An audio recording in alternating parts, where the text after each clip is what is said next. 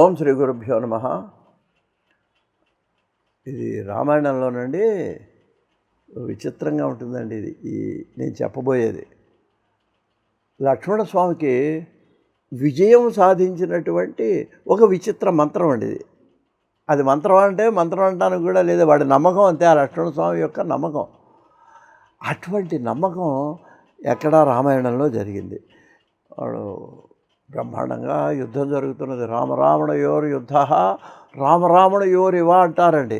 ఏదైనా ఉపమానం చెప్పాలంటే కొన్నిటికి ఉపమానం చెప్పగలం, కానీ రామరావణ యుద్ధానికి ఉపమానం చెప్పడానికి వీల్లేదుట.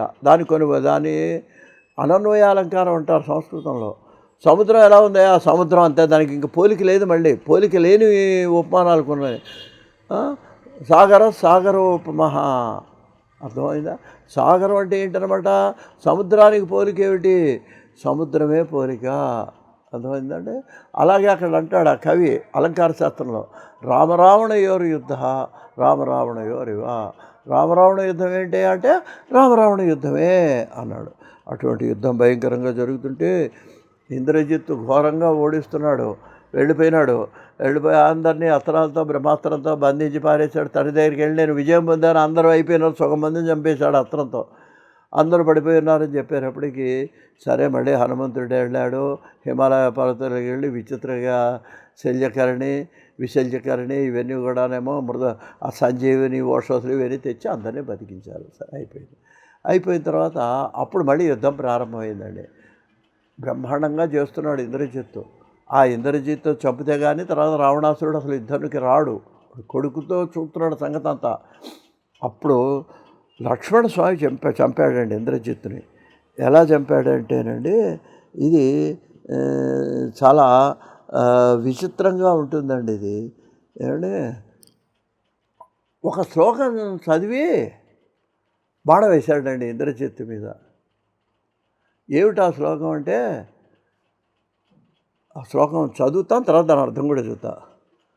ధర్మాత్మ సత్యసంధశ్చ రామో దాశరథిర్యధి. ఏమండి, ఆ విధంగా కనుక రాముడు ఉన్నట్లయితే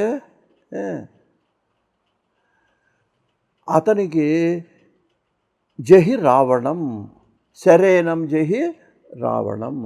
ఈ బాణము ఈ రావణి అంటే రావణాసురుడి కొడుకైన ఇంద్రజిత్తును ఈ బాణము చంపుగాక అని మనసులో ధ్యానం చేసి ఒక మంత్రంలాగా జపించి బాణం వేశాడు. ఆ బాణానికి ఇంద్రజిత్తు చచ్చిపోయినాడు. ఇది విచిత్రంగా లేదు?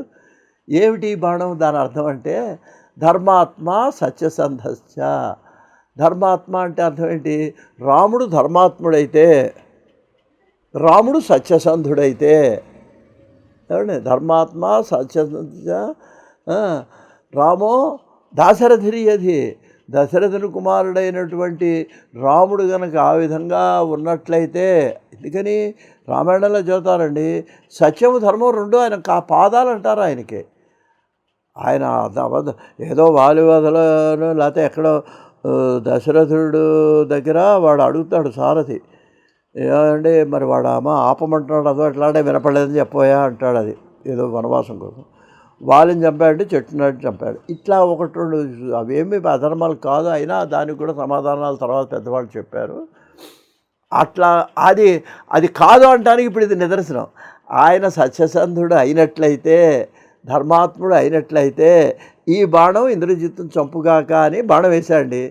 బాణం ఇంద్రజిత్తు చంపేసింది. అంటే ఇప్పుడు దీని అర్థం ఏంటి, అవి అబద్ధాలనేగా, అవి నిలబడనువనే కదా. రాముడు ధర్మాత్ముడు, సత్యసంధుడు. ఏంటంటే నమ్మకం అండి. భగవంతుడు మంత్రం అంటే మననా త్రాయితే గమ్ గణపతయే నమః మంత్రం. ఏమిటంటే ఏమి లేదు, ఆంజనేయాయ నమః, ఆంజనేయ దేవుడు అనుకున్నాం. ఆ మంత్రంలో స్మరించటంలోనే ఒక ధైర్యం వస్తుంది, ఆ ధైర్యమే మనని కాపాడుతుంది. ఇక్కడ కూడా అంతే, రాముడు సత్యసంధుడైతే ఇంద్రజిత్తు చచ్చిపోగాక అన్నాడండి. వాడు చచ్చిపోయినాడు. అది గొప్పతనం. అంటే ఇదో విచిత్రమైన మంత్రం. వాడు ఆ అన్నగారి మీద ఉన్న నమ్మకం ఆ విధంగా ఇంద్రజిత్తు మరణానికి కారణమైందని సాక్షాత్తు వాల్మీకి రామాయణంలో వ్రాయటం జరిగిందండి. దాన్ని బట్టి మనం గమనించాల్సింది ఏంటంటే దైవం మీదనే కాదండి, అన్నగారి మీద నమ్మకం ఇది. తల్లి మీద నమ్మకం, వదిన గారి మీద నమ్మకం.